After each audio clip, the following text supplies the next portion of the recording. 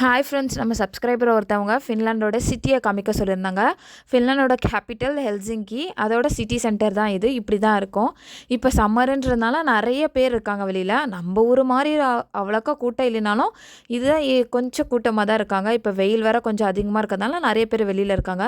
இதான் central railway station. அப்படியே நீங்கள் இந்த சைடு வந்தீங்கன்னா 2-3 மால்ஸ்லாம் இருக்குது, கொஞ்சம் பெரிய மால்ஸு. அதுக்கப்புறம் கொஞ்சம் பழைய காலத்து கட்டிடங்கள்லாம் இருக்கும். அதை அழகாக அப்படியே மெயின்டைன் பண்ணி ஒரு கவர்மெண்ட் ஆஃபீஸாவோ பில்டிங்காவோ யூஸ் பண்ணிக்கிட்டு இருக்காங்க.